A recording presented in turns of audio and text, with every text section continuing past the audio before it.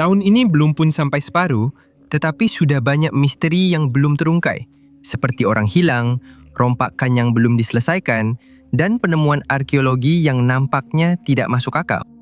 Menjelang akhir tahun, mungkin ada antara kes-kes ini yang akan dapat diselesaikan, tetapi buat masa sekarang, penyelidikan sedang dijalankan untuk mencari jawapan yang masih sukar ditemui setakat ini.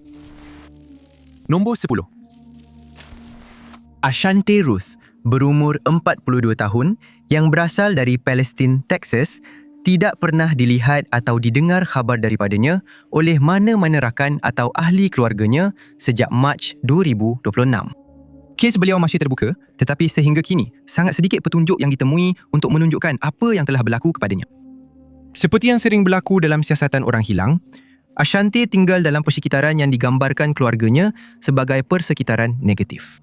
Keluarganya mula bimbang tentang kesihatan dan keselamatannya, jadi mereka memutuskan untuk campur tangan. Pada 3 Mac, sepupunya memandu dari Fort Lee ke Palestin di mana dia menilai keadaan hidup Ashante.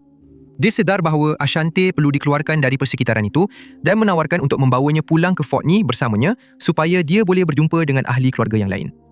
Masih tidak diketahui sama ada Ashante bersetuju untuk ikut bersamanya atau tidak, kerana perjalanan pulang ke Fort Lee digambarkan sebagai penuh emosi dan tidak stabil, menyebabkan sesetengah orang percaya bahawa dia mahu kekal di tempat asalnya dan campur tangan keluarganya membuatkan dia marah. Namun, ini hanyalah spekulasi semata-mata. Sepupunya kemudian memberitahu polis bahawa selepas dia menjemput Ashante, mereka memandu ke restoran McDonald's untuk membeli makanan. Dan semasa mereka berada di sana, Ashante kelihatan sangat ceria. Mereka berbual dan ketawa seketika sebelum meneruskan perjalanan semula. Semuanya berubah apabila mereka tiba di Fort Lee. Didapati bahawa Ashante menjadi marah kerana sesuatu dan dia meninggalkan apartmen tanpa memberitahu apa rancangan dia. Sepupunya segera menghubungi polis yang bergegas ke tempat kejadian. Mereka berjaya menjejaki Ashante dan selepas bercakap dengannya seketika, mereka pun beredar kerana mereka tidak boleh memaksanya untuk kembali ke apartmen. Namun begitu, Ashante tetap kembali dan tiba di sana pada pukul 4.30 pagi. Ashante dilihat berada di tempat letak kereta bangunan itu pada waktu tersebut dan saksi melaporkan bahawa dia sekali lagi berlalu pergi. Itu adalah kali terakhir Ashante dilihat dan sepupunya menghubungi polis sekali lagi apabila dia tidak dapat dikesan. Kali ini, laporan orang hilang telah dibuat. Tetapi walaupun kawasan sekitar telah digeledah dengan teliti, tiada tanda-tanda Ashante dapat ditemui. Polis kini meminta sesiapa yang pernah melihat Ashante tampil ke hadapan supaya pergerakan terakhirnya dapat dikenal pasti yang mungkin dapat membantu dalam usaha menemuinya. Keluarganya tetap berharap bahawa Ashante akan ditemui akhirnya kerana tiada sebarang petunjuk berlakunya perbuatan jenayah ditemui dalam kesnya. Sementara itu, maklumat mengenai ciri-ciri Ashante telah disebarkan. Keluarganya berkata, Ashante mempunyai rambut coklat dan mata coklat, berketinggian 5 kaki 7 inci dan berat kira-kira 160 paun. Dia juga boleh dikenali melalui tatu Betty Boop di lengan kirinya yang berwarna biru muda. Dia juga mempunyai tatu 3 nama dengan sayap di lengan kanannya. Ketika dia keluar dari apartmen pada hari itu, dia memakai baju T merah dengan potongan, jaket hitam berlapik bulu, seluar capri jogger serat grats ungu dan kasut hitam. Dia membawa beg pinggang bersamanya dan keluarganya berkata dia menyimpan kad pengenalannya di dalamnya. Sesiapa yang mempunyai maklumat yang boleh membantu menemuinya diminta untuk menghubungi pejabat rasmi Konstable Daerah Kaufman, Presin 2 di 469-376-4600 dengan menyatakan nombor kes agensi 260329. Nombor kesnya ialah MP1 56235. Nombor 9. Keluarga Jennifer McCormick yang berumur 55 tahun telah memberitahu polis bahawa dia mungkin sedang mengalami krisis kesihatan mental kerana adalah di luar kebiasaannya untuk meninggalkan rumah keluarga tanpa memberitahu sesiapa tentang rancangannya. Apa yang paling membimbangkan semua yang terlibat dalam kes Jennifer ialah hakikat bahawa dia sangat bergantung kepada bantuan keluarganya kerana dia menghidap sindrom Down berfungsi tinggi. Ini bermakna, walaupun dia mampu menjalankan kebanyakan tugas harian dengan baik, dia mungkin menghadapi kesukaran untuk menjaga dirinya sendiri tanpa bantuan. Oleh itu, para penyiasat telah menyatakan bahawa adalah sangat penting untuk dia ditemui secepat mungkin supaya dia boleh dikembalikan ke rumah keluarganya yang selamat di Blok 8000 West 80 Drive di Alamo Township, Michigan. Keluarganya percaya dia meninggalkan kediaman pada jam 5.30 petang pada 13 Mei 2026 dan apabila dia tidak pulang ke rumah, mereka menjadi sangat bimbang. Mereka menghubungi polis dan menjelaskan bahawa Jennifer adalah seorang yang mudah terdedah. Lalu, satu siasatan telah dimulakan. Mereka menyatakan bahawa dia mungkin telah menjadi kecewa kerana rutin hariannya berubah atau tabiatnya telah berubah dan ini menyebabkan dia keluar dari rumah pada hari itu. Mereka juga menambah bahawa tiada sebarang masalah dalam keluarga seperti pergaduhan atau pertengkaran yang mungkin telah membuatkan dia kecewa. Apabila Jennifer tidak dapat ditemui di kawasan sekitar, para penyiasat menghubungi komuniti sekeliling dan meminta mereka supaya sentiasa berwaspada serta melaporkan sebarang penemuan atau kelibatnya. Mereka juga telah diminta untuk memeriksa rakaman keselamatan, bangunan luar, stor, halaman dan kawasan lain di mana dia mungkin telah memilih untuk mencari perlindungan. Apabila disoal siasat, abang Jennifer yang tinggal serumah dengannya menyatakan bahawa dia telah keluar dari rumah selama kira-kira 90 minit kerana perlu menyelesaikan urusan. Jennifer telah ditinggalkan bersendirian di rumah yang bukanlah sesuatu yang luar biasa. Tetapi apabila abangnya pulang, dia tidak kelihatan di mana-mana. Dia mencari Jennifer selama kira-kira 3 jam, tetapi akhirnya memutuskan untuk menghubungi polis. Jennifer tidak memiliki telefon bimbit, jadi malangnya tidak mungkin untuk mengesannya dengan cara itu. Kad kredit Jennifer tidak digunakan sejak hari dia hilang, yang menimbulkan kebimbangan tambahan tentang kesejahteraannya kerana dijangka dia akan membayar makanan atau penginapan pada suatu ketika. Apabila berita tentang kehilangan Jennifer tersebar, komuniti sekeliling berkumpul dan menganjurkan usaha pencarian yang dijalankan walaupun hujan lebat melanda kawasan itu. Berpuluh-puluh ekar telah diterokai, tetapi tiada tanda-tanda Jennifer atau sebarang petunjuk mengenai keberadaannya ditemui. Terdapat juga spekulasi bahawa Jennifer hanya memutuskan untuk berjalan-jalan dan kemudian menjadi keliru atau bingung menyebabkan dia tidak dapat mencari jalan pulang ke rumah. Permainan kotor tidak disyaki dalam kesnya dan keluarganya telah berikrar untuk terus mencarinya sehingga mereka menemui jawapan. Jennifer digambarkan mempunyai rambut coklat dan mata biru dengan ketinggian 4 kaki 8 inci dan berat 150 paun. Dia kali terakhir dilihat memakai baju sejuk berkancing merah, seluar hitam dan bat hitam. Abangnya menambah bahawa dia membawa beg tangan hitam bersamanya serta patung mainan Minnie Mouse atau Mickey Mouse. Jika anda atau sesiapa yang anda kenali mempunyai sebarang maklumat tentang di mana Jennifer mungkin berada, anda digesa untuk menghubungi pihak berkuasa dispatch Kalamazoo di 269 488 8911 nombor 8. Bukan perkara luar biasa apabila kenderaan orang hilang ditemui kosong beberapa ketika selepas mereka dilaporkan hilang. Tetapi dalam beberapa kes, penemuan kenderaan menimbulkan lebih banyak kebimbangan dan ia juga menimbulkan lebih banyak persoalan tentang apa yang mungkin telah berlaku kepada mereka.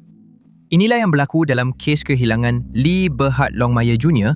berumur 38 tahun yang berasal dari Muskegon, Michigan dan yang tidak pernah dilihat sejak Februari 2026. Pada 28 Februari, Lee telah meluangkan masa di rumah teman wanitanya di Muskegon yang merupakan tempat terakhir dia dilihat. Teman wanitanya melaporkan bahawa apabila dia memutuskan untuk pergi, dia masuk ke dalam jeep miliknya dan menyatakan bahawa dia merancang untuk pergi ke rumah neneknya. Masih tidak diketahui apa yang berlaku kepada Lee selepas dia keluar pada petang itu. Dia tidak pernah sampai ke rumah neneknya dan tidak menghubungi mana-mana rakan atau ahli keluarganya sejak itu. Apa yang berlaku seterusnya telah membuatkan para penyiasat dan keluarganya sangat bimbang. Dan terdapat cadangan bahawa kehilangannya adalah akibat unsur jenayah, tetapi perkara ini belum dapat dibuktikan. Pada sekitar pukul 11 malam keesokan harinya, 1 Mac Jeep Lee ditemui berhampiran Peck Street dan East Norton Avenue dan didapati seseorang telah membakarnya dengan sengaja. Sebaik sahaja penemuan yang membimbangkan ini dibuat, kawasan sekeliling telah digeledah dengan teliti. Tetapi tiada tanda-tanda Lee dapat ditemui dan kawasan itu juga tidak mengandungi sebarang petunjuk ke mana dia mungkin pergi. Apabila ditanya sama ada dia mungkin pergi atas kehendaknya sendiri, keluarganya menyatakan bahawa dia tidak akan pernah berbuat demikian kerana bayinya baru sahaja dilahirkan dan dia tidak akan pernah meninggalkan anaknya sendiri. Mereka menambah bahawa dia tidak menunjukkan sebarang tanda-tanda tekanan, kemarahan atau tingkah laku luar biasa sebelum dia hilang dan mereka juga sama-sama bingung dengan kehilangannya seperti pihak polis. Drone digunakan untuk mencari kawasan itu dari udara dan sukarelawan turut bersama polis dengan harapan dia dapat dikesan tetapi tiada petunjuk lanjut mengenai keberadaannya ditemui. Akaun media sosialnya tidak menunjukkan sebarang aktiviti sejak hari kehilangannya dan dia juga tidak melapor diri untuk shift pertamanya sebagai pemandu DoorDash seperti yang dijangkakan. Salah seorang sepupu Lee menambah bahawa ketika mereka terakhir berbual, dia kelihatan dalam mood yang baik walaupun mereka tidak berbual lama kerana mereka berada di majlis tarian ayah dan anak perempuan. Lee tidak diketahui menghadapi sebarang masalah yang menjadikan fakta bahawa kenderaannya ditemui ditinggalkan dan terbakar semakin membingungkan. Pihak polis telah meminta komuniti sekitar untuk melaporkan sebarang kelibat Lee dan tampil ke hadapan sekiranya mereka mempunyai sebarang maklumat berkaitan kes beliau. Sehingga kini, tiada maklumat sedemikian telah diterima, tetapi harapan masih tinggi bahawa beliau akan ditemui. Lee digambarkan mempunyai rambut hitam dan mata berwarna coklat dengan ketinggian 5 kaki 10 inci dan berat 230 paun. Ketika beliau meninggalkan rumah teman wanitanya pada hari itu, beliau memakai baju sejuk, bertudung hitam, kasut naik putih dan baju teh putih. Sesiapa yang mempunyai maklumat lanjut boleh menghubungi Jabatan Polis Norton Shores di 231-732-691 dengan menyatakan nombor kes agensi NS 26 Sengkang 01265. Nombor kes Lee ialah MP 15639. Nombor 7. Setiap tahun, rompakan yang tidak dapat diselesaikan menyebabkan berjuta-juta dolar wang, barang kemas, karya seni dan artifak hilang. Dan satu rompakan yang berlaku di Yayasan Magnani Rocco di Bandar Parma, Itali telah menyebabkan kerugian besar. Untuk tahun 2026, rompakan itu dilakukan pada 22 Mac dan dikatakan hanya mengambil masa 3 minit sahaja. Pencuri-pencuri itu berjaya masuk ke Muzium Luar Bandar Persendirian itu pada waktu malam dan berjaya melarikan karya seni oleh Pierre-Auguste Renoir serta Paul Cézanne dan Henri Matisse. Kaki tangan di muzium melaporkan bahawa rompakan itu kelihatan sangat profesional dan teratur dan menambah bahawa pencuri-pencuri itu mungkin akan mencuri lebih banyak barang berharga jika bukan kerana tindakan pantas pihak berkuasa. Rompakan ini adalah yang kedua dalam tempoh masa yang singkat dan ia dilakukan hanya beberapa bulan selepas rompakan Muzium Louvre di mana lebih daripada 100 juta dolar nilai permata telah dicuri walaupun beberapa orang telah ditangkap dalam kes itu. Pihak berkuasa mendedahkan bahawa perompak-perompak itu berjaya masuk ke Villa Magnani Rocca dengan memaksa pintu hadapan muzium terbuka.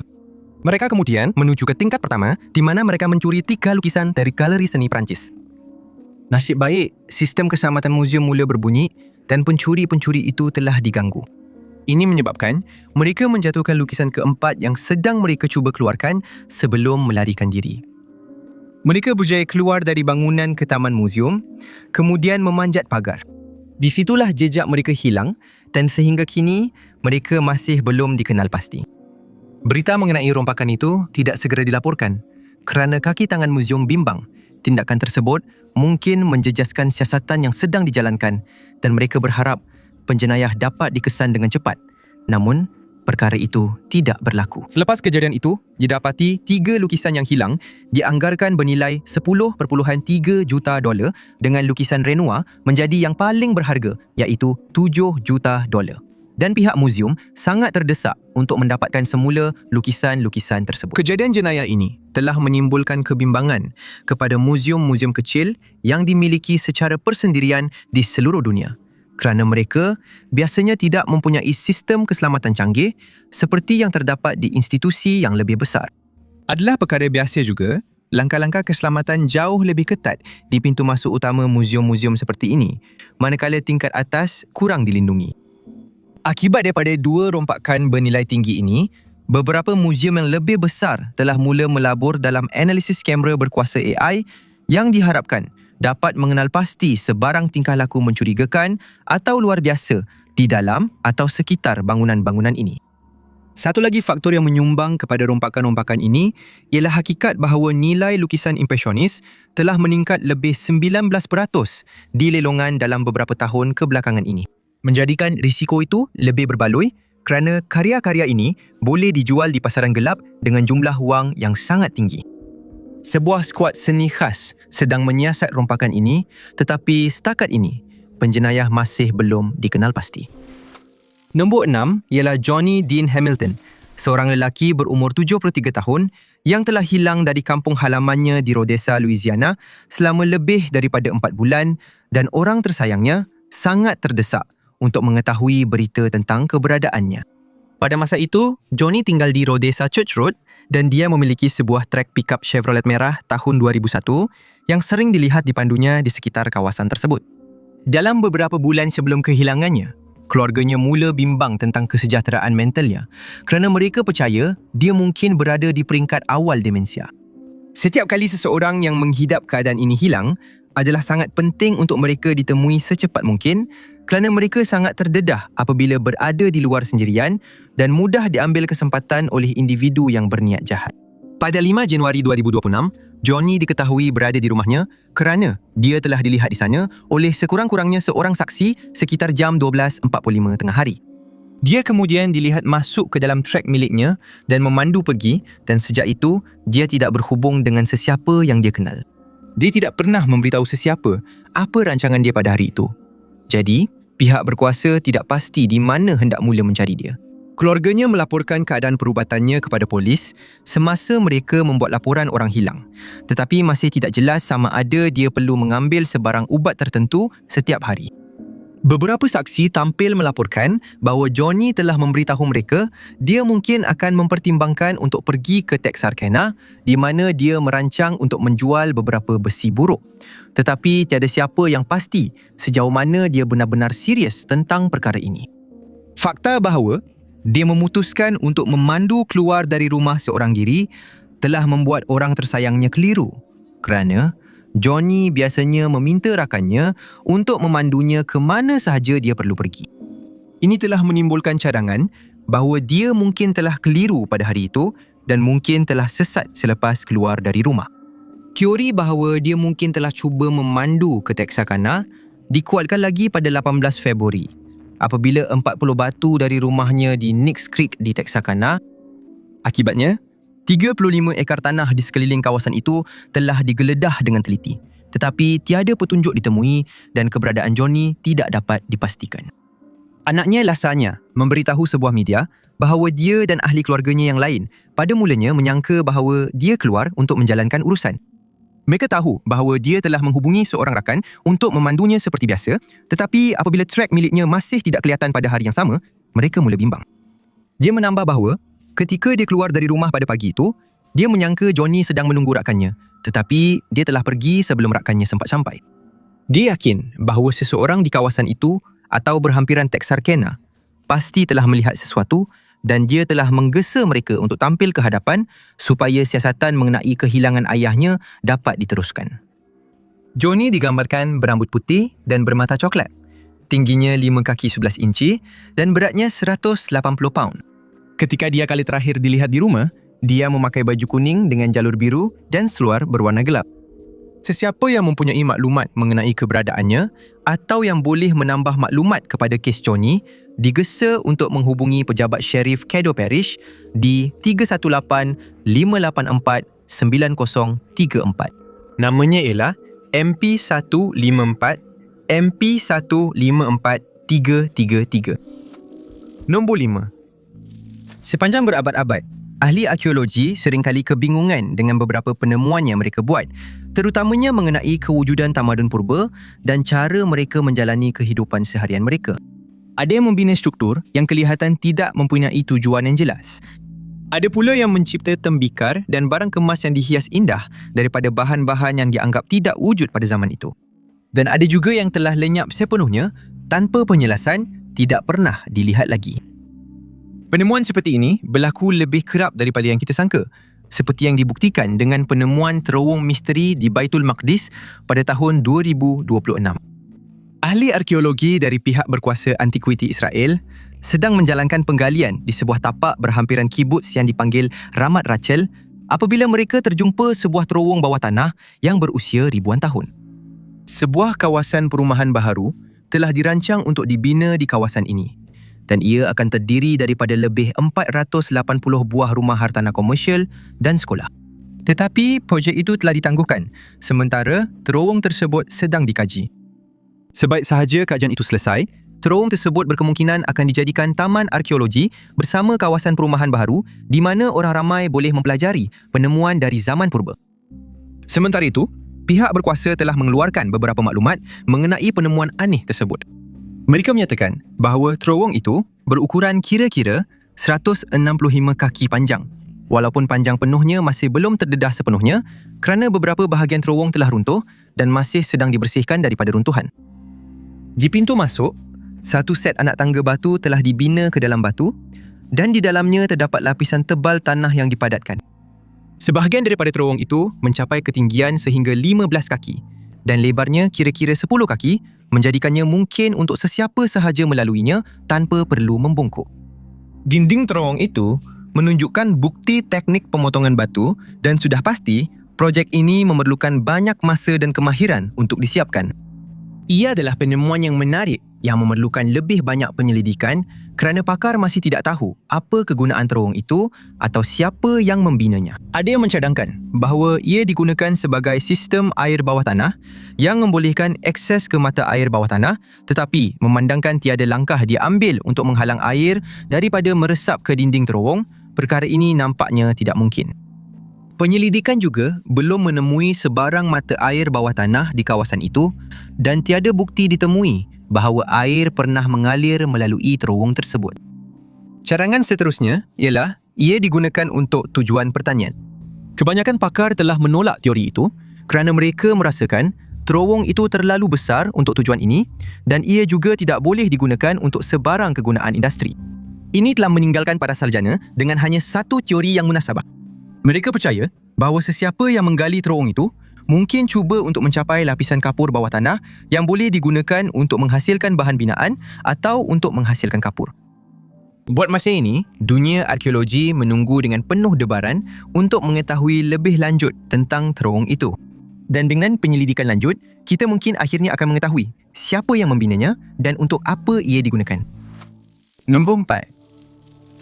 Kadang-kadang, apabila penemuan arkeologi dibuat, apa yang para sarjana terbaik boleh lakukan hanyalah membuat spekulasi tentang untuk apa barang-barang itu digunakan atau apa yang mereka wakili kepada orang yang hidup beribu tahun dahulu. Itulah yang berlaku dengan satu penemuan pelik yang telah dibuat di Mesir Tengah dan para ahli sejarah telah kebingungan.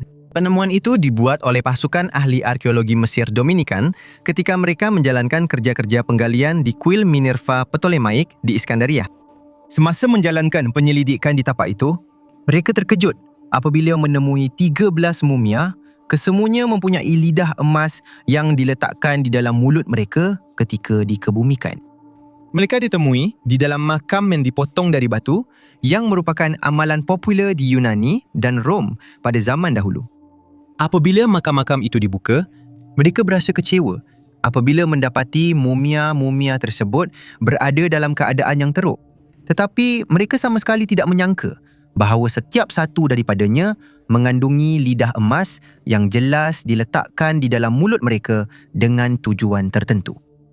Perlu diingat bahawa mumia-mumia ini ditemui bersama 39 yang lain dan tiada satu pun daripada mereka mempunyai lidah emas. Sisa-sisa itu bertarikh kira-kira 2000 tahun yang lalu. Dan para penyelidik bersyukur kerana pencuri tidak mengetahui tentang makam-makam tersebut kerana lidah emas itu mungkin sudah dicuri, dicairkan dan dijual. Jika perkara ini berlaku, kita mungkin tidak akan pernah tahu tentang lidah-lidah itu dan tiada penyelidikan akan dilakukan untuk cuba memahami mengapa amalan luar biasa ini menjadi kebiasaan ribuan tahun yang lalu. Penjelasan yang paling mungkin untuk perkara ini ialah orang Mesir purba percaya bahawa meletakkan azimat emas pada lidah seseorang yang telah meninggal dunia akan membolehkan mereka bercakap dengan Osiris dewa alam kematian dan hakim kepada sesiapa sahaja yang tiba di sana. Lidah-lidah itu sangat menarik. Tetapi beberapa artifak lain juga ditemui di tapak tersebut. Antara barang yang dikeluarkan dari makam-makam tersebut ialah teks ritual, karya seni, inskripsi, kumbang skarab, azimat, balang dan barangan emas lain seperti kuku emas. Mereka juga menemui 4 sarkofagus, kesemuanya masih utuh dan diperbuat daripada batu kapur. Dipercayai bahawa dengan kajian lanjut, barang-barang ini akan dikaitkan dengan amalan keagamaan pada zaman Ptolemaik. Bukan sahaja para penyelidik gembira dengan penemuan yang begitu jarang berlaku, malah mereka juga menambah bahawa menemui sebarang emas di dalam makam kini semakin mustahil pada zaman moden. Ini kerana pencuri kubur biasanya menemui tapak-tapak ini terlebih dahulu dan kemudian mengambil apa sahaja yang mereka percaya boleh dijual untuk mendapatkan keuntungan. Banyak penemuan penting yang boleh mengajar kita lebih banyak tentang masyarakat Mesir purba telah hilang akibat amalan ini, yang menjadikan penemuan lidah emas ini lebih penting lagi. Sebahagian karya seni yang ditemui bersama makam-makam itu menggambarkan seluruh keluarga berada di hadapan dewa-dewi Mesir. Dewi Langit Nat dilukis di siling bilik itu bersama bintang-bintang dan perahu yang mengandungi beberapa dewa lain. Mengenai siapa orang-orang di dalam makam ini, pakar hanya boleh membuat tekaan. Ada kemungkinan mereka yang mempunyai lidah emas itu lebih terkemuka dalam masyarakat pada masa itu, tetapi ini masih lagi spekulasi. Tapak ini akan dikaji untuk beberapa waktu lagi dengan harapan para sarjana dapat mengetahui lebih lanjut tentang komuniti ini dan upacara pengebumian mereka serta amalan keagamaan mereka, tetapi buat masa ini, ia kekal sebagai tapak misteri yang menimbulkan lebih banyak persoalan daripada jawapan. Nombor 3. Ramai keluarga di seluruh dunia telah kehilangan orang tersayang kepada ajaran sesat agama. Dan pada tahun 2016, keluarga seorang wanita Jerman, Lisa Weiss, mula percaya bahawa inilah yang berlaku kepadanya, yang mungkin menjelaskan mengapa mereka tidak melihat atau mendengar kabar daripadanya selama 7 tahun. Apabila Lisa berumur 30 tahun pada tahun 2019, dia telah pergi melancong ke Kerala di India dan sejak itu dia tidak pernah pulang. Pada masa itu, dia sudah mula menghadiri perhimpunan yang dianjurkan oleh Ahmadi Religion of Peace and Light, iaitu sebuah sekte yang berpusat di sebuah bangunan bekas rumah anak yatim di Crewe, England. Apabila keluarganya melaporkan dia hilang, dia dikenal pasti sebagai ahli kumpulan tersebut. Dan sejak itu, ajaran tersebut telah menjadi perhatian polis kebangsaan Jerman yang memulakan siasatan yang dinamakan Operasi Decke. Nama itu merujuk kepada seorang individu dari Ireland yang membuat tuduhan terhadap kumpulan tersebut, namun butiran tuduhan itu tidak didedahkan kepada umum. Tetapi semasa operasi itu, individu dari dalam ajaran tersebut telah menjadi sasaran, namun butiran siasatan masih tidak diketahui. Apabila ajaran itu dihubungi dan ditanya mengenai kehilangan Lisa, ahli-ahlinya menyatakan bahawa mereka tidak mempunyai sebarang maklumat tentang perkara itu, tetapi tidak pernah secara terang-terangan menyatakan bahawa dia tidak bersama mereka. Mereka hanya merujuk kepada kehilangannya, yang pada pandangan mereka tidak pernah berlaku kerana mereka percaya dia berada di tempat yang sepatutnya. Beberapa ahli telah enggan bekerjasama dengan pihak berkuasa yang merupakan tingkah laku tipikal kumpulan seperti ajaran sesat yang biasanya akan melakukan apa sahaja untuk memastikan aktiviti kumpulan itu tidak diketahui oleh orang ramai dan pihak berkuasa. Pada tahun 2026, ibu pejabat kumpulan itu di Crewe telah diserbu oleh polis. Apabila bekas suami Lisa, Abdul Rahman Hashim, mendapat tahu tentang perkara ini, dia berharap bahawa akhirnya dia akan menerima berita tentang apa yang telah terjadi kepada Lisa dan dia akhirnya dapat memberitahu 2 anak mereka sama ada Lisa selamat atau tidak. Dia memberitahu polis bahawa anak-anaknya kali terakhir mendengar kabar daripada Lisa apabila dia menghantar email dari bilik hotelnya di India, di mana dia menyatakan bahawa dia sangat menyayangi mereka sambil menambah bahawa mereka adalah kawan baik dan orang kegemarannya di dunia. 2 hari selepas email itu dihantar, Lisa tidak lagi dapat dihubungi dan sejak itu, dia tidak berhubung dengan mana-mana ahli keluarganya. Semasa serbuan di ibu pejabat itu, 12 orang telah ditahan. Ada yang didakwa atas tuduhan pemerdagangan manusia dan perkahwinan paksa, manakala yang lain didakwa dengan perhambaan moden dan lebih teruk lagi. Mereka semua telah dibebaskan dengan ikat jamin dan siasatan lanjut akan menentukan sama ada lebih ramai ahli akan ditangkap dan didakwa. Abdel Abdul Rahman berharap siasatan ini akan membawa kepada beberapa jawapan mengenai kehilangan Lisa kerana masih tidak jelas sama ada dia berada di lokasi semasa serbuan dijalankan. Abdel Abdul Rahman menambah bahawa pada tahun 2018, Lisa ingin meninggalkan ajaran sesat itu dan memulakan hidup baru di Jerman. Mereka juga pernah berbincang untuk berpindah ke negara yang sama supaya mereka boleh berkongsi hak penjagaan anak-anak mereka. Tetapi kemudian, dia hilang di India. Akaun email beliau telah dinyahaktifkan dan tiada siapa yang mendengar khabar daripadanya sejak itu dan telefonnya juga tidak dihidupkan. Wang yang dihantar kepadanya oleh seorang kawan tidak pernah digunakan dan akaun banknya tidak disentuh selama 7 tahun. Ada orang yang mencadangkan bahawa dia sedang ditahan oleh kumpulan itu tanpa kerelaannya. Tetapi, tanpa sebarang bukti untuk mengesahkan teori ini, keluarganya memilih untuk terus berharap bahawa dia akan ditemui dan dibawa pulang kepada anak-anaknya. Nombor 2. Sepanjang setahun kebelakangan ini, perbincangan tentang kewujudan makhluk asing telah menjadi perkara biasa disebabkan oleh beberapa dakwaan yang telah dibuat oleh kerajaan Amerika Syarikat termasuk Presiden Donald Trump. Ini telah menyebabkan lebih ramai orang kini percaya bahawa mereka memang wujud dan bahawa mereka telah melawat bumi sejak sekian lama. Sementara itu, aliran berterusan rakaman yang menunjukkan cahaya-cahaya aneh di langit tidak pernah berkurangan, menambah lagi perdebatan yang sudah pun hangat ini. Kerajaan telah mengeluarkan ribuan fail mengenai perkara ini dan maklumat ini sering disertakan dengan rakaman yang dirakam oleh anggota tentera yang kebingungan dengan objek-objek aneh ini serta keupayaan mereka untuk bergerak dengan cara yang kelihatan mustahil. Satu video tertentu yang telah didedahkan kepada orang ramai pada tahun 2026 telah menjadi tular di internet, terutamanya kerana bentuk objek yang dipersoalkan itu sangat luar biasa berbanding laporan-laporan serupa yang pernah dibuat sebelum ini. Rakaman itu diambil dari sebuah platform tentera Amerika Syarikat menggunakan kamera inframerah. Video itu begitu pelik sehingga ia segera dihantar ke Pejabat Penyelesaian Anomali Pelbagai Domain di mana ia dikaji dengan lebih lanjut, tetapi tiada penjelasan telah diberikan setakat ini. Rakaman itu berdurasi selama 1 minit dan 46 saat dan ia menunjukkan satu kawasan kontras yang membentuk rupa bintang 8 penjuru. Pengendali kamera telah melakukan yang terbaik untuk memastikan objek itu sentiasa dalam bingkai dan fokus dan mereka dapat melihat bahawa objek itu meninggalkan jejak di belakangnya ketika ia bergerak. Sesetengah orang telah membuat spekulasi bahawa ini adalah haba daripada sistem pendorongan yang kelihatan pada kamera inframerah. Tetapi, memandangkan sangat sedikit konteks diberikan tentang rakaman itu, ini kekal sebagai satu teori sahaja. Nota yang disertakan bersama rakaman itu menyatakan bahawa ia adalah untuk tujuan maklumat dan sesiapa yang menonton video tersebut tidak seharusnya mentafsir mana-mana bahagian penerangan ini sebagai mencerminkan penilaian analitik, kesimpulan siasatan atau penentuan fakta. Mengenai apa objek itu sebenarnya, perdebatan masih berterusan. Syarangan yang paling jelas dan biasa adalah bahawa ia merupakan sebuah kapal angkasa makhluk asing yang berjaya dirakam walaupun bentuknya luar biasa yang tidak tipikal untuk jenis penampakan seperti ini. Ada juga yang merasakan ia mungkin sesuatu yang jauh lebih biasa, tetapi tiada siapa yang dapat menentukan dengan pasti apa sebenarnya objek itu atau apa yang sedang dilakukannya ketika ia dikesan oleh anggota tentera. Nombor 1.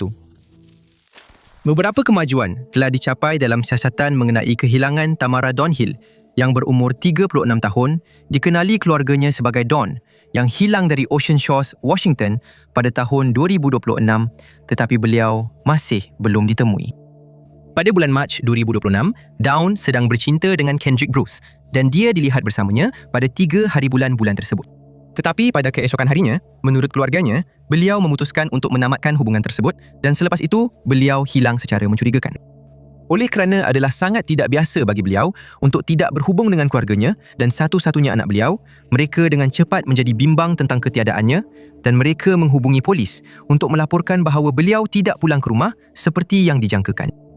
Semasa siasatan dijalankan, rekod telefon beliau diperiksa dan menunjukkan bahawa telefon beliau kali terakhir dikesan aktif berhampiran Northwest Track Wildlife Park, kira-kira 24 batu dari tempat beliau kali terakhir dilihat di Ocean Shores. Keluarga Dawn sangat risau apabila mereka memikirkan segala kemungkinan yang mungkin menyebabkan kehilangannya. Dan pada 28 Mac, kebimbangan mereka semakin bertambah apabila pembayaran Cash App sebanyak $150 telah dibuat dari akaun beliau kepada Kendricks. Pencarian telah dijalankan di kawasan-kawasan di mana beliau biasanya meluangkan masa. Tetapi, tiada tanda-tanda Dawn ditemui dan tiada siapa melaporkan pernah melihatnya. Beberapa hari kemudian, barulah kereta beliau ditemui ditinggalkan kira-kira 1 blok dari rumahnya dan ia telah diperiksa dengan teliti. Di dalamnya, penyiasat menemui kad debit beliau dan yang membimbangkan, sekeping gambar anak lelakinya yang telah dikoyakkan. Disebabkan pembayaran Cash App itu, polis mula mengesyaki bahawa Kendrick mungkin terlibat dalam kehilangan beliau dan waran geledah telah dikeluarkan. Jeep beliau telah digeledah oleh unit anjing pengesan dan anjing-anjing tersebut seolah-olah menunjukkan bahawa sesuatu telah berlaku di tempat duduk belakang, pintu belakang dan ruang kargo kenderaan itu. Rumah beliau kemudian digeledah, termasuk peranti elektronik beliau, dan ini menambah lagi sebab untuk bimbang. Sejarah carian internet beliau termasuk pertanyaan seperti, bagaimana untuk membuat seseorang pengsan? Berapa lama masa yang diambil untuk mayat terurai? Dan bagaimana untuk mengeluarkan bahan biologi dari permaidani? Beliau juga membuat penyelidikan mengenai rigor mortis, menyebabkan penyiasat percaya bahawa beliau cuba menutup satu jenayah serius. Langkah seterusnya adalah untuk mencari di apartmen Dawn bagi sebarang petunjuk tentang apa yang mungkin telah berlaku kepadanya. Waran geledah telah dikeluarkan dan di dalam apartmen itu, penyiasat menemui beberapa kawasan yang menarik perhatian yang kelihatan mengandungi bahan biologi. Kendrick segera ditangkap dan didakwa atas kehilangan Dawn.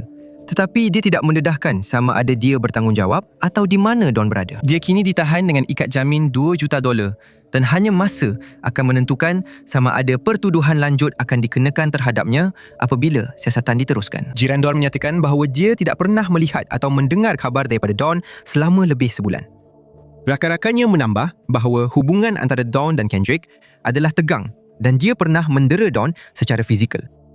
Mereka juga menuduh Kendrick menghantar mesej teks dengan berpura-pura menjadi Dawn dan turut diperhatikan bahawa keretanya luar biasa bersih ketika dilihat sejurus selepas Dawn dilaporkan hilang. Kendrick dijadualkan hadir di mahkamah pada 10 Jun. Namun sementara itu, siasatan masih diteruskan. Sesiapa yang mempunyai maklumat lanjut mengenai kes ini diminta menghubungi Jabatan Polis Tacoma di 253-287-4455 dengan menyatakan nombor kes 2609-100-684 atau bercakap terus dengan Detektif Randy Frisbee dari Jabatan Polis Tacoma di 2535-91-5950. Terima kasih banyak kerana menonton. Jika anda suka video ini, pastikan anda tekan butang suka. Juga, jangan lupa untuk melanggan dan klik loceng pemberitahuan supaya anda sentiasa mendapat maklumat terkini tentang semua muat naik kami yang akan datang. Tapi, nama saya Top 5 Unknowns dan kita jumpa lagi dalam video seterusnya.